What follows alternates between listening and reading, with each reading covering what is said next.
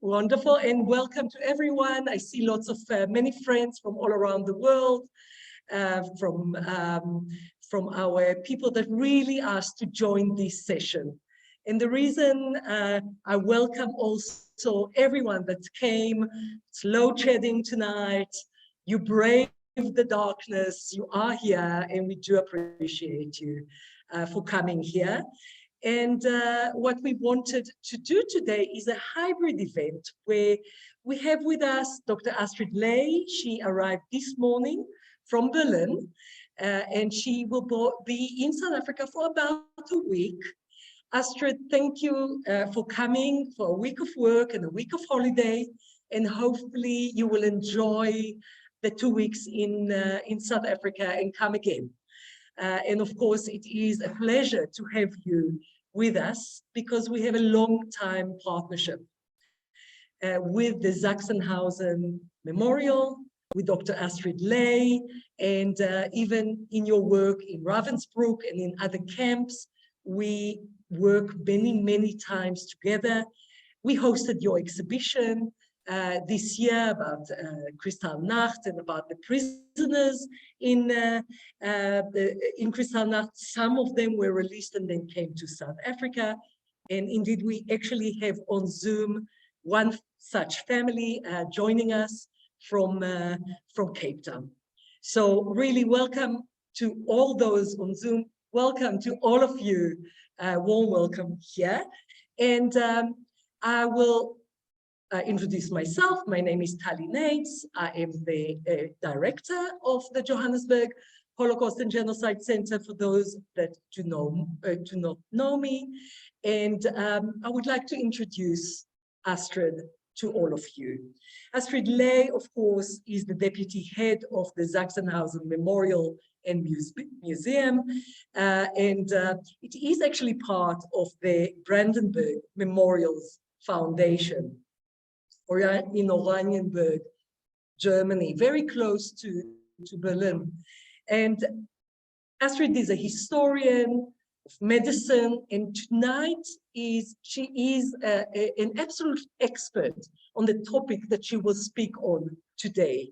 And I know it is a difficult topic about children and experiments in the concentration camps, but we not always have the opportunity to engage with the experts from around the world that can answer our questions and can speak about these issues.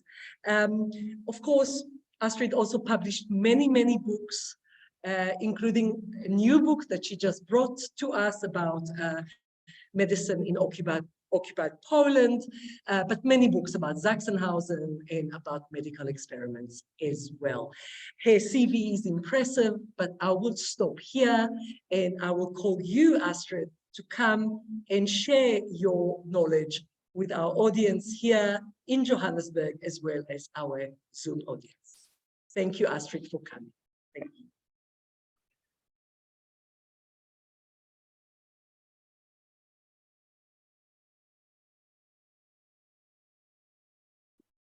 Thank you very much, Tali, for having me.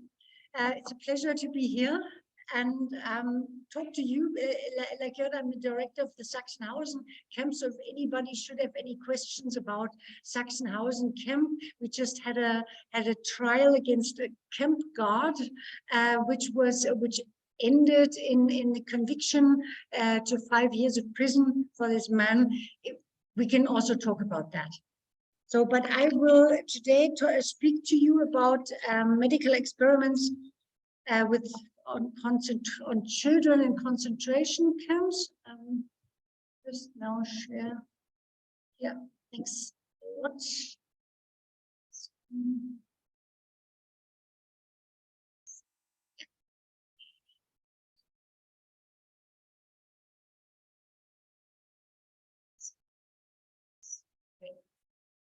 Yes, okay, now one back. Okay, this is the topic, children as victims of medical experiments, and the question why were experiments made with children? The news spread like wildfire through the Sachsenhausen concentration camp. Children had arrived. not just juveniles like those housed in a youth block, but real children still of school age. This hadn't happened yet in the camp. They were now supposedly in the store. They put the youngest boy on the table there. He was so small. The old campmates who saw the children there were shaken and struck by the sight. Tears ran down the cheeks of one old campmate. That was how I got the first news of the arrival of these 11 Jewish children in Sachsenhausen camp. Deep unrest could be felt in the camp because everybody sensed that the destiny of these 11 children would be a terrible one. What were these children doing here? The 11 boys whose arrival so shocked the prisoners of Sachsenhausen had been foreseen for medical experiments to identify the pathogens of hepatitis, jaundice, the illness. I will first give a small overview about the human experiments in concentration camps. Concentration camps, experiments on human subjects were carried out in all concentration camps during the whole Second World War. The doctors who carried out these experiments came from the ranks of the SS, the German Wehrmacht, the German army, so the respected German research centers and universities. The prisoners of the camps were the test subjects, were misused as test subjects. Some of the experiments had been carried out on behalf of the SS or the German army, the Wehrmacht. Some were the initiatives of scientists themselves for civilian research institutions in order to be able to test new vaccinations or drugs on prisoners. The experiments on concentration camp inmates were medical crimes. The doctors treated their test subjects like animals that, for research purposes, were infected with dangerous germs or surgically mutilated. In some cases, the death of a test subject was actually a planned part of the experiment. Despite this brutal test practice and the ethical condemnation, these experiments cannot be, and this is important, I think, cannot be considered as senseless pseudo-medical cruelty, as most of them corresponded in terms of their purposes and methods to the state of scientific practice at that time. This applies really for the most of the experiments, and this is the most terrible fact that we have to deal with. It would be easier to say these experiments were cruelty by sadistic doctors, but it is very ordinary, normal doctors who are running a clinic in everyday life, who are coming just for the experiments to the concentration camps. And this is a part of medicine we have to deal with. The issues investigated in concentration camps had usually become urgent only through the war. Many experiments belonged to the field of military medicine, others to the field of bacteriology. Pharmacological interests were behind some of them too. And some of the experiments also intended to scientifically legitimate National Socialist racist ideology. Most of the experiments served the purpose of military research in military medicine. Examples of military research, which in the end aimed at improving the German war effort, included the research, and here we have on the screen one examples, include the high altitude experiments conducted by Dr. Sigmund Rascher at Dachau concentration camps. In the experiments, which were ordered by the German Air Force, the conditions of military pilots who flew at high altitude and who thus had to leave their machines because being the airplanes being shot, they had to leave their machines at low air pressure, were investigated. Of the 200 prisoners that were misused for the experiments, at least 70 died in so-called terminal experiments. This is how Russia called it in his experimentation reports. Terminal experiments means that the death was part of the experiments. He wanted to be able to dissect the dead prisoners, so he had them in this high altitude chambers, low pressure chambers until they died. The Pervitin experiments on prisoners of the so-called shoe testing detail of the Sachsenhausen concentration camp also belong to the field of military research. On behalf of the Navy, experiments were carried out on at least 26 inmates at the end of 1944. The drugs, Pervitin and further amphetamines, were intended to keep people awake and enhance their performance. The aim of the experiments was to clarify the efficiency and tolerability of Pervitin and other stimulants in preparation for the use of these substances by the Navy submarine crews. The one picture is a prisoner's drawing showing the shoe testing detail, and these prisoners were giving different doses of different substances, and then the doctors compared how long they were able to march in this circle, carrying, like you see, heavy sacks with stones on their back. The army medicine experiments, in contrast, were tested therapies and vaccines for treating war-related injuries, illnesses, and epidemics. Among them are the experiments performed by Professor Dr. Karl Gebhardt at Ravensbrück concentration camp on the effectiveness of new sulfonamide preparations against gas, gangrene, a severe wound infection. During the experiments, Gebhardt, a senior representative of the SS medical corps, inmates, Polish resistance fighters, female Polish resistance fighters, and infected them with gas gangrene pathogens. 6 of the victims died as a result of the experiments.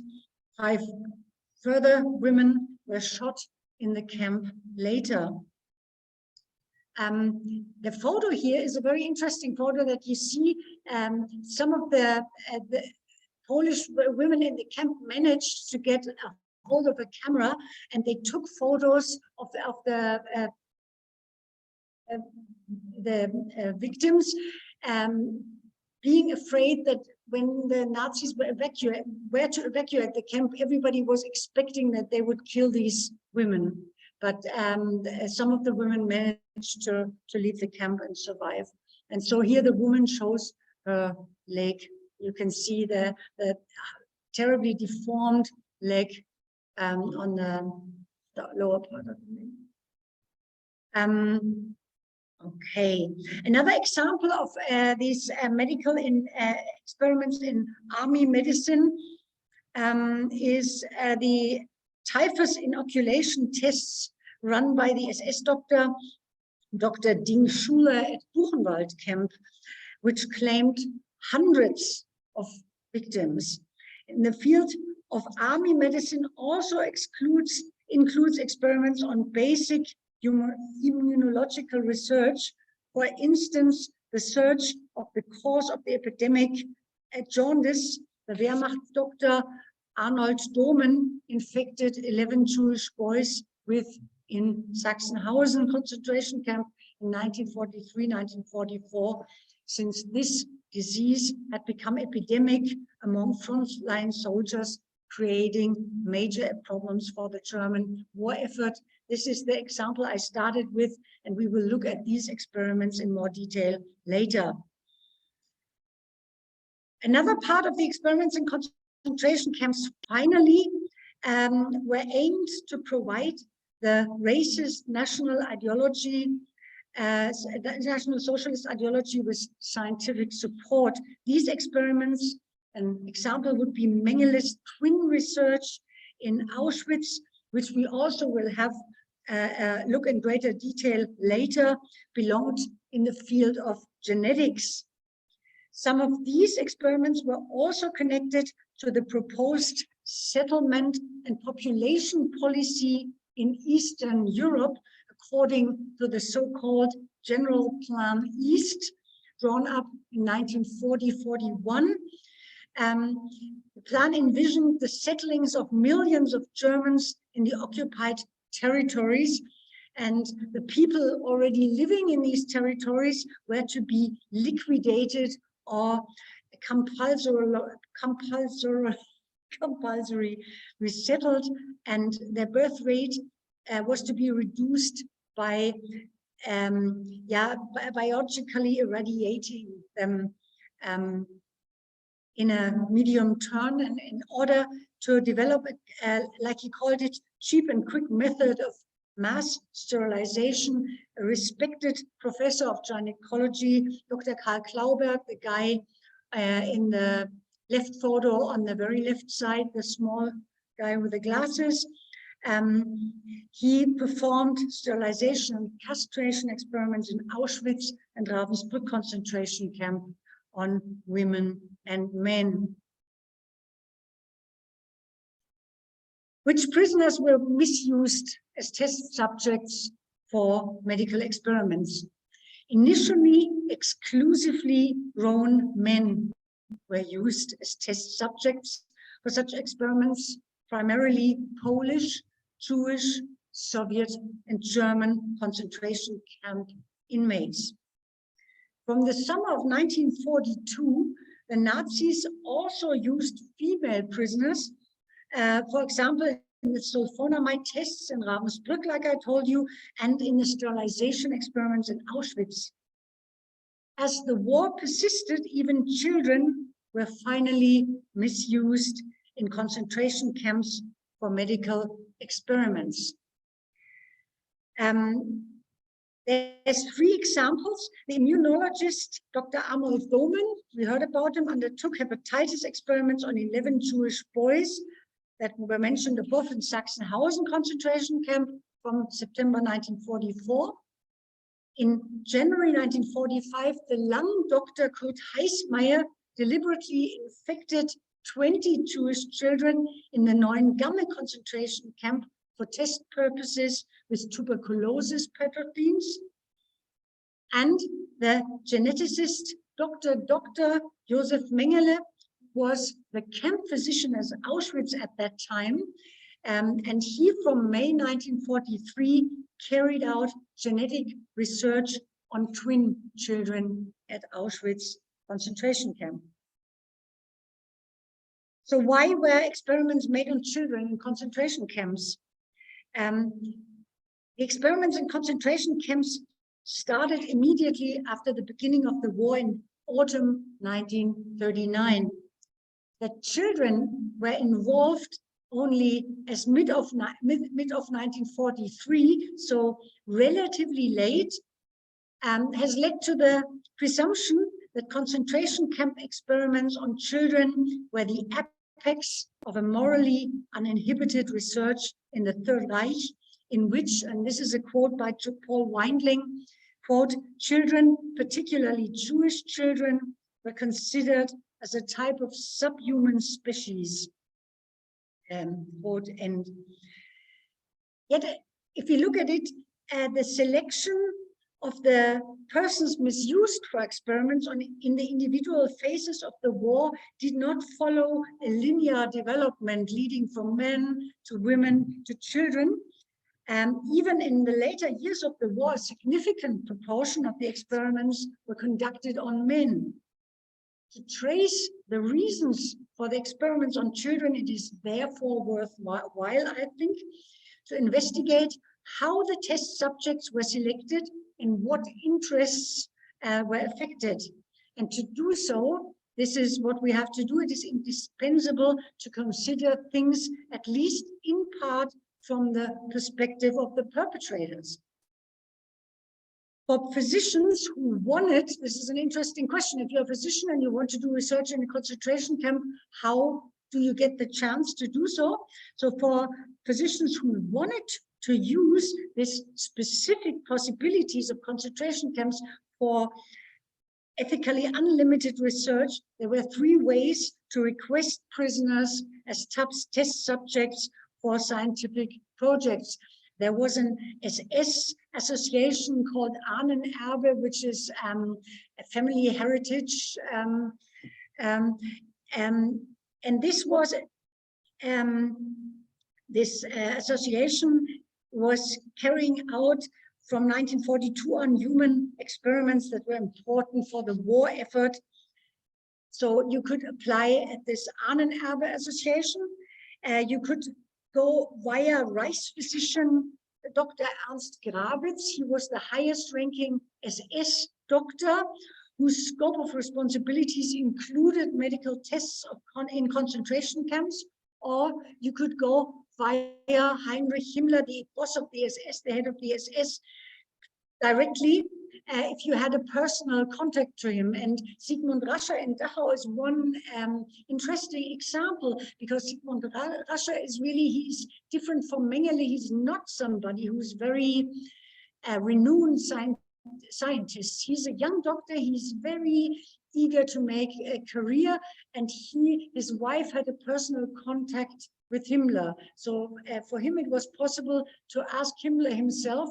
And this is why the German army was interested in these experiments, but they would rather had own doctors doing them. But Himmler said, Russia is the man who is going to do it. And the high death toll was due to Russia, because he was completely no mercy. Yeah. Okay, so there were 3 these ways, and Himmler decided personally about the requests. It was usually working like this. Sorry for this documents being in German.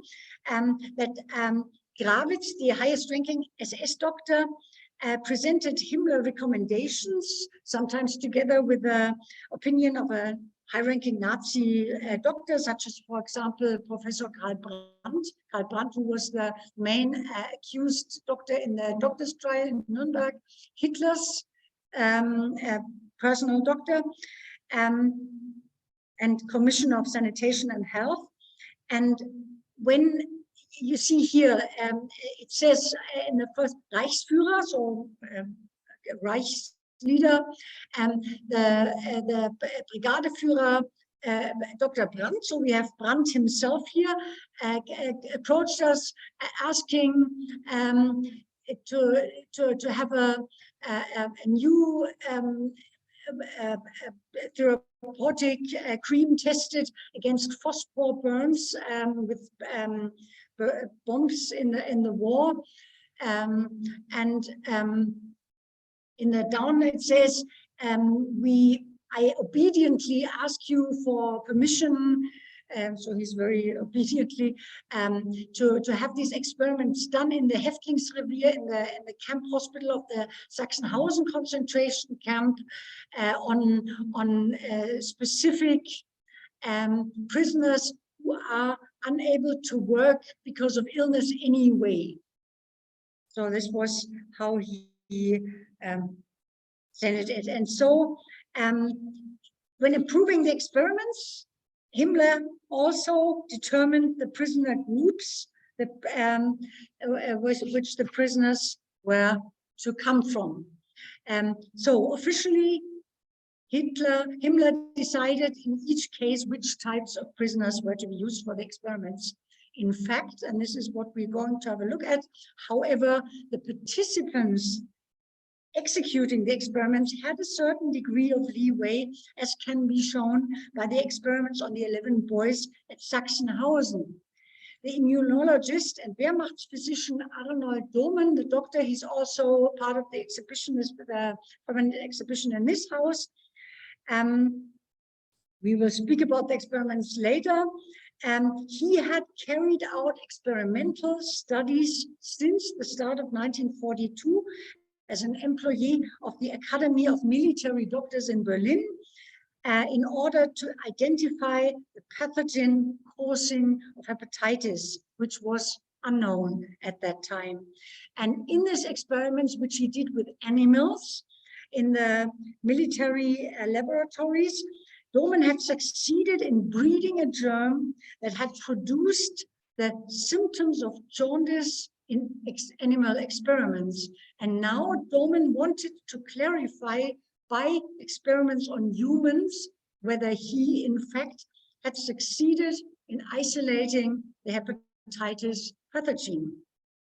And now we have here, this is the letter of Karl Brandt, writing to Grawitz, asking for the experiments. Once Karl Brandt had advocated the experiments, Grawitz requested Himmler on the 1st of June 1943, like always, obediently for decision, whether Dohrmann could carry out his planned experiments in the prisoners' infirmary of the Sachsenhausen concentration camp. And it says, benötigt, we would need 8 prisoners sentenced to death, best of a younger age, and we would like to do it in the prisoners' infirmary at the Sachsenhausen concentration camp. This is the letter being sent to Himmler, and Himmler approved this and stated, and this is his answer. I'm sorry that the copy is not very good. It says that 8 criminals, this is under the sentence of death in Auschwitz, 8 Jews sentenced to death from the Polish resistance are to be used for the tests. Nearly 2 weeks later, however, Dohrmann selected 12 boys in Auschwitz for his experiments. It's not 8, it's 12, of which 11 were later transferred to Sachsenhausen.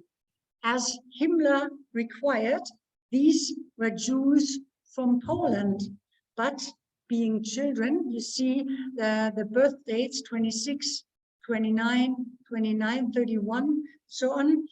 As being children, they could not have been resistance fighters sentenced to death. Dohrmann's actions point towards a certain amount of leeway in respect of the selection of the test subjects. Now, when we look at it, when we select test subjects for research projects, the interests of 2 parties kind of are affected. It's one, there's the interests of the experimenting doctor, and on the other hand, the concentration camp command on site. The prisoners requested, the physicians were interested in obtaining healthy prisoners in a sound state of nutrition, so that their test results would not be influenced by sickness or weakness. Moreover, the subject group had to be comparable in terms of gender and age. Didn't matter how old, it didn't matter of men or male or female, they should have or be comparable.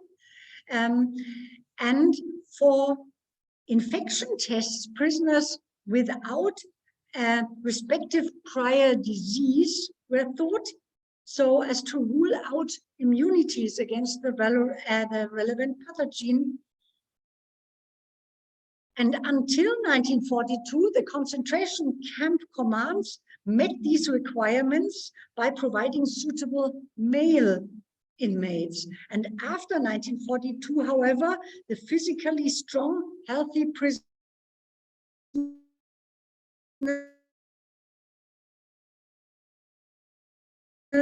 failure of the German Blitzkrieg strategy in the winter 1941-42, finally with Stalingrad made it completely clear the function of the concentration camps had changed to assure the weapons production the Nazis used a much higher degree of concentration camp prisoners as forced labor. The camp prisoners kind of became the labor reserve for the German war industry. In this situation, also new groups of prisoners came into the focus of the experimenting position. In addition to women, also children who were now being handed over in a greater number to the SS in the concentration camps since the start of the mass deportation in the course of the final solution. While the children who came to Auschwitz with their families were uninteresting for the concentration camp as laborers, they were generally meeting the physicians' requirements based on their young age and resulting low probability of prior diseases. These children were obviously deliberately chosen by physicians, for example, for infections experiments.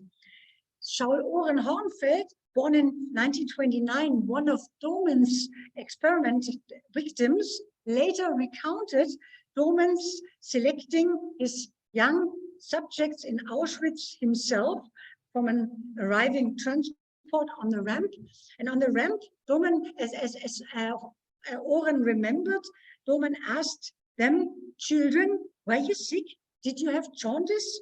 When the children failed to understand what is jaundice, Dohmann pointed to the yellow star on their clothes. That, Oren said, we understood. As with Dohmann experiments, also in Kurt Heismayer's Neuengamme tuberculosis experiments, the test subjects were deliberately infected with disease germs. In this case, too, children who had just arrived at Auschwitz were selected for the testing because they did not have longer histories of internment and were very unlikely to have an immunity against the pathogen in question already. And also in the case of Mengeles experiments, logical test-related reasons were probably decisive in selecting children as test subjects. Mengeles camp studies on twins, here also the selection of the test subjects resulted from the question being studied. In this experiment, pairs of twins deported to Auschwitz were examined and autopsied in comparative terms. In contrast to adult twins, children twins arrived at the camp together. Adult twins arrived at the same time very rarely. So we can say after the start of the mass deportations of the final solution, and due to the increasing use of forced labor of prisoners, adult prisoners, since 1942, children became potential objects for medical experiments in the camp. And as I tried to show with the example outlined, children were used as test subjects then when it was suitable in terms of the logic of the experiments, meaning when children were, according to the opinion of the medical perpetrators, the best fitting subject for the purpose. And in case of Mengeles research twins, they were the only victims possible, test subjects possible. Now we have a closer look on these three different experiments conducted with children. First is hepatitis experiments on Jewish boys in Sachsenhausen. I cited the report from a former medical orderly, Bruno Meyer, who was a German political prisoner, at Sachsenhausen. We have 11 Jewish boys arrived at the Sachsenhausen concentration camp in August 1942. The youngest boy was 8, the oldest 23 years old, so almost juvenile, a young man. Most of them were between 12 and 16 in age. 2 months before, the boys had been transported with their families from the city of Betzin in Upper Silesia, whose Jewish population was almost completely exterminated by the Nazis, to Auschwitz. Most of the boys, every one of the boys lost relatives, most of them their entire families. Roman's tests were to prove that hepatitis, which was still largely unresearched at that time, was an infectious disease.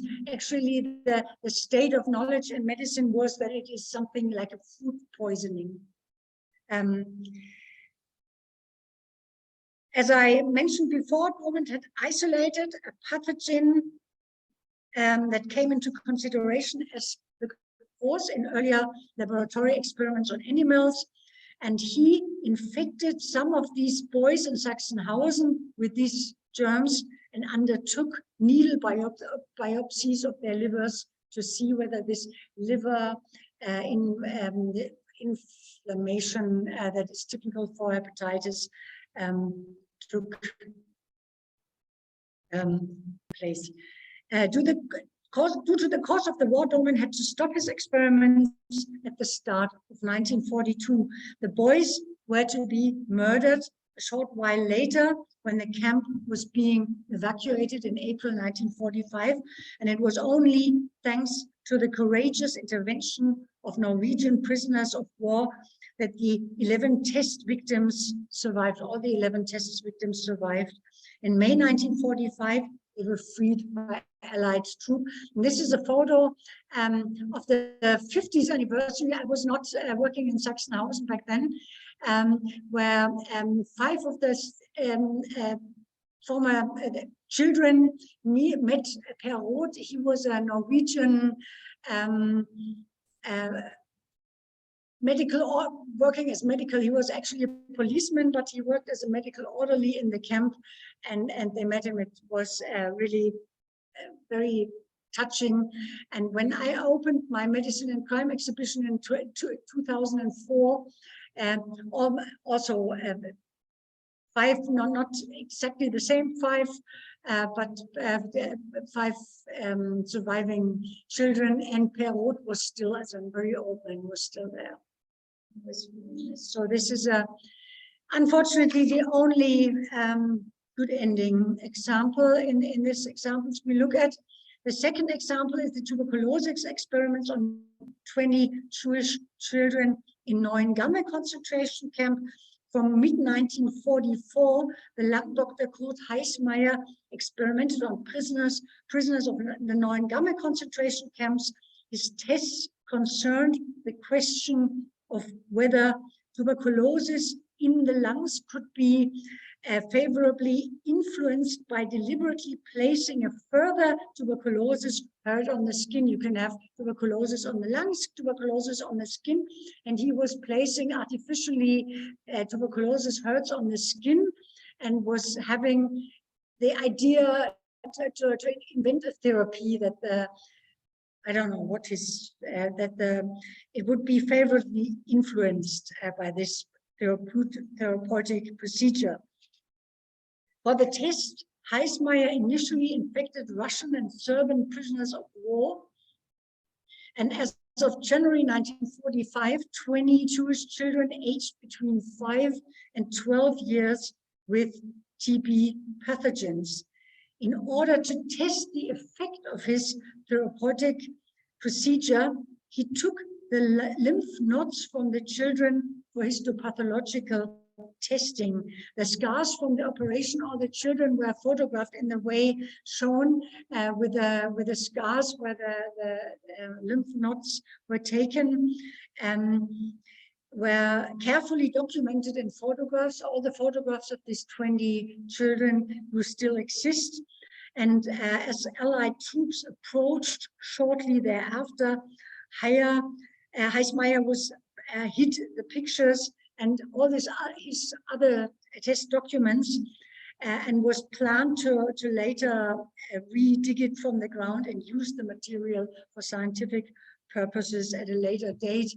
The victims of the experiments, 10 boys and 10 girls, most from Poland, were hung on 20th of April, very short before the British arrived in Hamburg, in the base of a Hamburg school at Bullenhuser Damm. The school was used as a satellite camp of Neuengamme at that time, in order to remove any traces.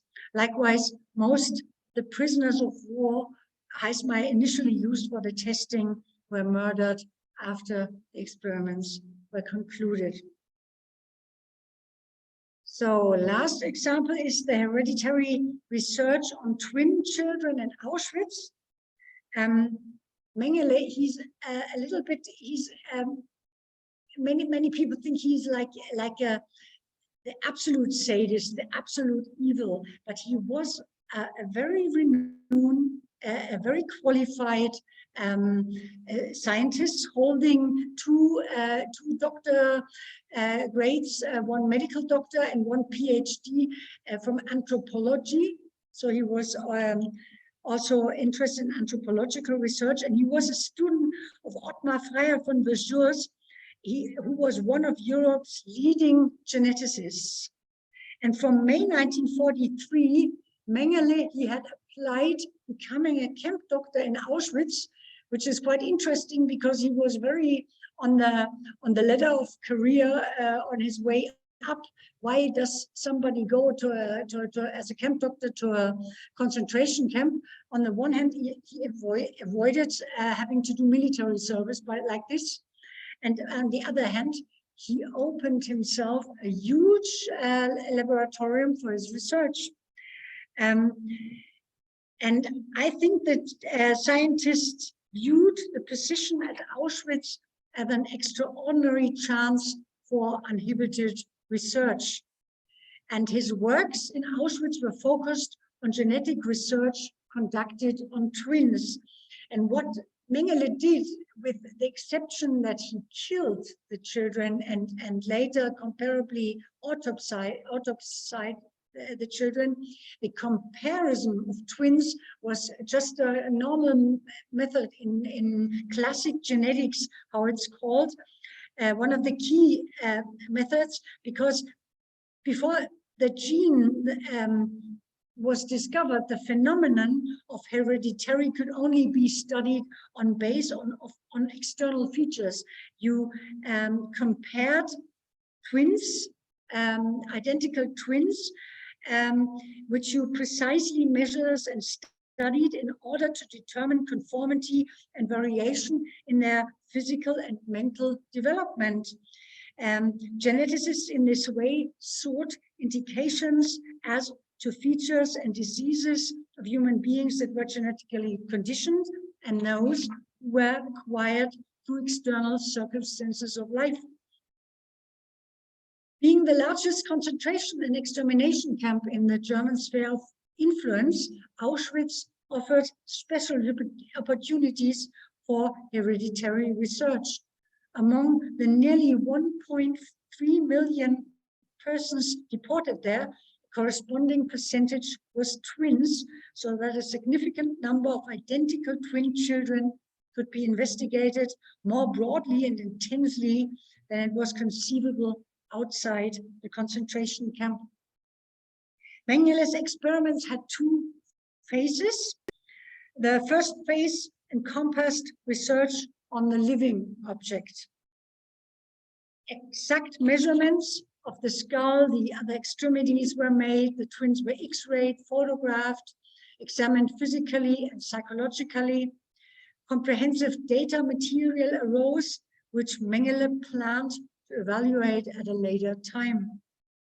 Furthermore, he conducted cruel experiments, such as experimental operations without anesthesia, in order to compare the sensitivity of the twins to pain. Other children received blood transfusions or were infected with disease pathogens because Mengele wanted to study the blood serum reactions of pairs of twins. The second investigatory phase consisted in the autopsies. In order to be able to compare the internal organs of the twins, Mengele killed the children at the same time by infecting chloroform into their hearts. To carry out the post-mortem experimentations, Mengele had a modern autopsy room set up in the camp. Only a few of his test victims survived the liberation of the camp in January 1945. We see some of them in the photo that Russian liberators took at Auschwitz. Thank you.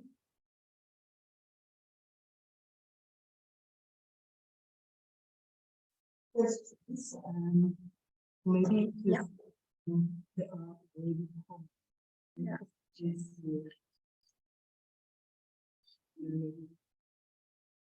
Yes.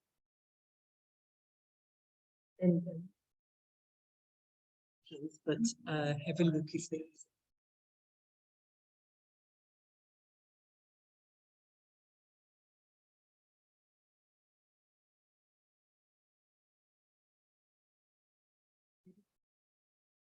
Yeah, so there's a question of Glenn Timmermans.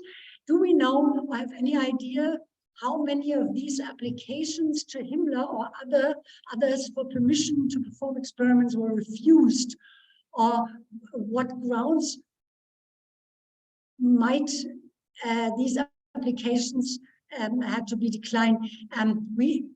As far as I know, the problem is that the documents of the Himmler administration have only partly survived. But among these, there was no example that any applications were refused. All the doctors who wanted to do experiments could do so.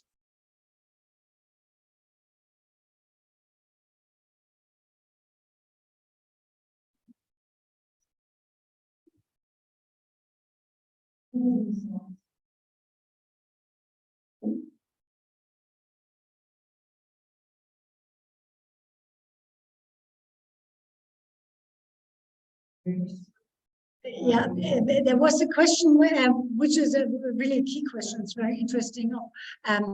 Whether the experiments were used already by the Germans during the war and what happened to cells after the war. Some of the experiments were used.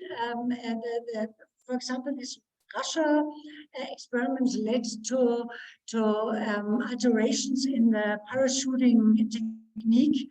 That the parachuting opens much later. They found out that you should keep the face where somebody is really under a very low pressure. They were shot at, I don't know, 8 kilometers. They were falling out, and that they should fall in free fall for a long time. That it goes very fast, that you keep this time frame short. Because the longer somebody's under, the brain is under this extreme low pressure, the bigger the damage is. There were other experiments that today, when you ride on a plane, now I'm coming to the second part already, this very practical experiments. When you ride on a plane, they always say your life vest is under your seat.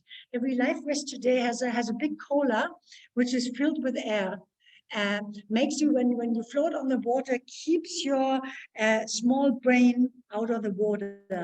They found out that the worst thing is that when the temperature falls in this low part of the brain, I hope it's the proper English word for Kleinhirn, Stephen.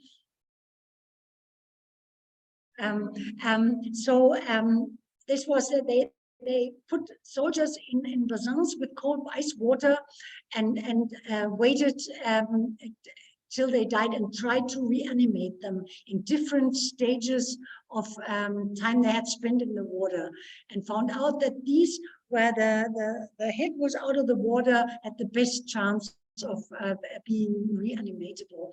But For example, the experiments of Domen were some basic research. It was the question, there was no real therapeutic outcome, but it was just that you answered a question. But the experiments, the typhus experiments with this vaccination led into the production of a vaccination serum that was used in Germany and after the war.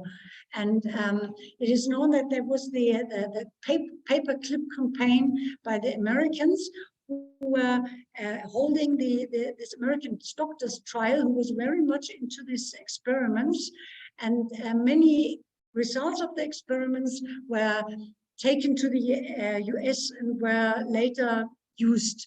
And one colleague, a scientist, he made the effort to look at all the citation indices of the medical literature, and he found out how often these works were cited. So these experiments found their way into medicine.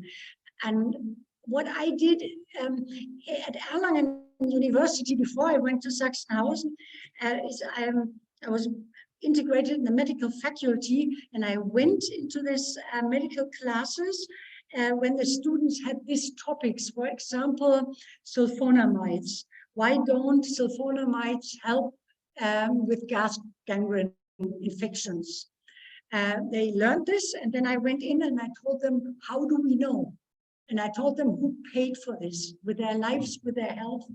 And because when I talked to surviving victims of the experiments, they said it's impossible when you gain a knowledge which is somehow useful for humanity. It's impossible to say we are not going to use it. But what we want is that it's kept in mind who paid with their lives, and it should be in every, I don't know, in every, many of the experiments also put in physiological basic knowledge that somebody with a basal temperature, a core temperature of the body below 25 will die. You cannot reanimate such a person. This is part of any medical book today. There should be a little box telling this is so and so many Polish prisoners had to die for this.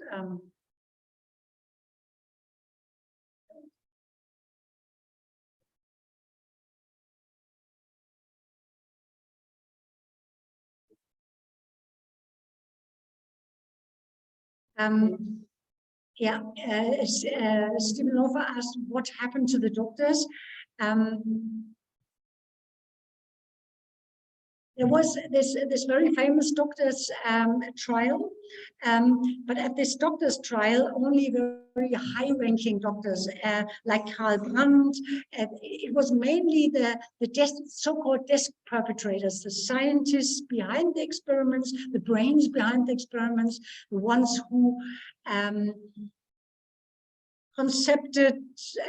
the concepts, but not the ones who made the experiments themselves, with one exception. This was Karl Gebhardt, the one from the Ravensbrück camp, who did the experiments, at two helpers, Hertha Oberhäuser, the Ravensbrück camp doctor, and Fritz Fischer, his assistant surgeon. These doctors were sentenced in the Nuremberg. Many of the doctors were sentenced to death and hanged. The majority of the doctors were never put to trial. Mengele, we know his example. He managed to flee. He even managed to take the big suitcase with all his material from Auschwitz to Großrosen, where he stayed for some time. And then the suitcase was lost in some Bavarian farm before he took it on the red line to via Italy to Brazil. Domen, for example, he was never put to trial because he this guy, Bruno Meyer, the political prisoners, a prisoner we heard of, he went to the police after his liberation and said, this is Domen, he did this and this and this. And so Domen was asked, what did you do? And Domen said, I rescued the kids. Look, they're all in Israel. They're all still alive. I rescued them. I did nothing. And so nothing happened to Domen. So not many of these doctors were. And the fact is that there's a few examples that we know from the Nuremberg doctors trial, very well-known examples like the Buchenwald typhus thing. Russia was shot by the SS actually. Himmler, he fell in disgrace with Himmler in his last days and was executed, was sentenced to death himself. So very well-known examples were very studied in detail in the Nuremberg doctors trial, but about all the others, we didn't know anything. And when I came to Sachsenhausen in the Nuremberg doctors trial, no mention, have there no experiments been made in Sachsenhausen. So I went to the testimonies of the prisoners. I read,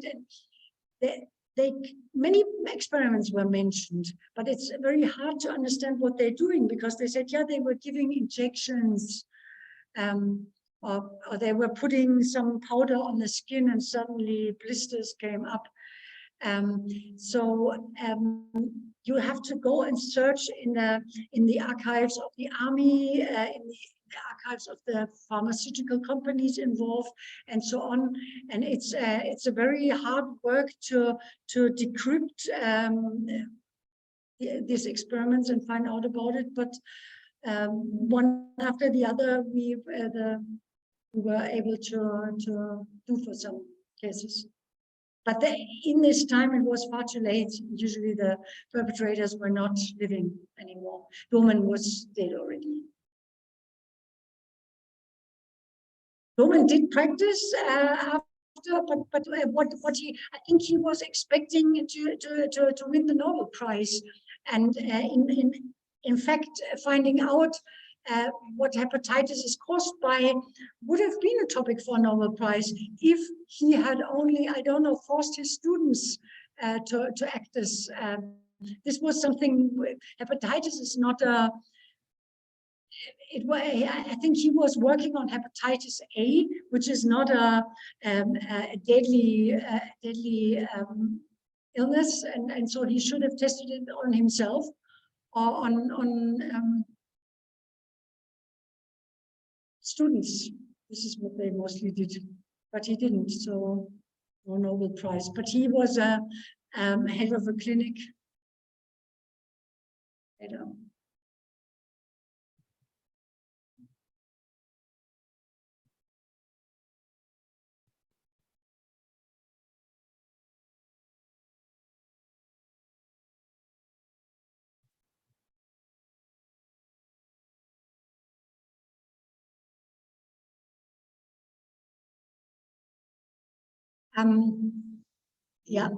He was asking what Mengeles' interest in the eye colors was coming from, and then that there's testimonies about very cruel experiments like sewing twins together. What could be any reason for that? Actually, Mengele was not interested in eye colors. It was Adolf Butenandt. Adolf Butenandt was the head of the Kaiser Wilhelm Institute for Physiology, a very renowned, like Verschure, scientist, and he was interested but my medical knowledge, my chemical knowledge is not big enough to say there is one substance in the eye that makes the color. And you can best compare it when you have homochronite eyes, which some people it's called. If you monochronite is the two eyes have the same color, and there's some people who have eyes of a different color, and this is a hereditary thing. And by having these eyes and comparing them on a chemical basis, you can find out which enzyme or whatever, this element, which element is responsible for the eye color. And Butenandt had or the scientist Karin Magnussen, who was his student working on this question in his institute. She was having a Sinto family from Berlin who was shown this heterochronoid eyes in many cases. And this whole Sinti family was deported to Auschwitz. And so they called Mengele and said, as soon as this family should arrive, could we have the eyes? So Mengele, he was just delivering like material for research. He did not use it himself. But this shows it's also the same with Karl Sauerbruch. Also, many very renowned German doctors who never entered a concentration camp and who never killed a prisoner were being sent human specimens from Mengele in Auschwitz, because he was like in this big laboratory. He could get whatever you needed.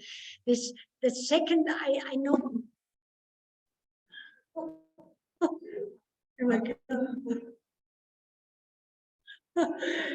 Oh.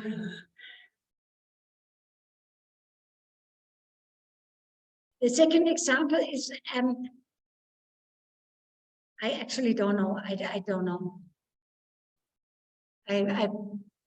Sometimes I have I read many prisoners' descriptions of what was done by experiments. When you just read what the prisoners write, it's impossible to find out what it was. And when I later found the research reports and I could compare it, I thought, oh, so the language of somebody who is subjected to this terrible situation in the camp, and is sometimes that it's hard to find out what they mean. I don't know. I really don't know. No. No. Okay.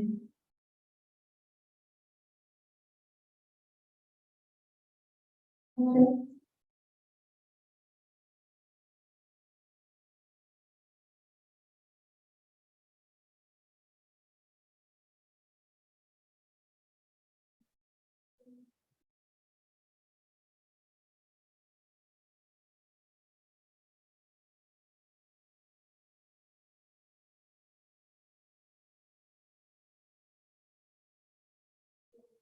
Yes.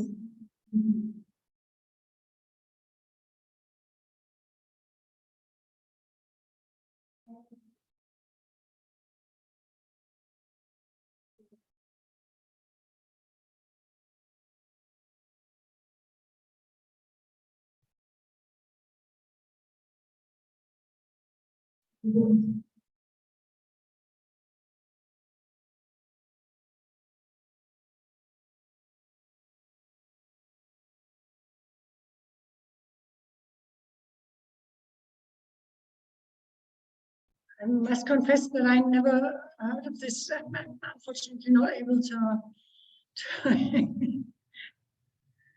sorry. Yeah, there's so many. Yeah.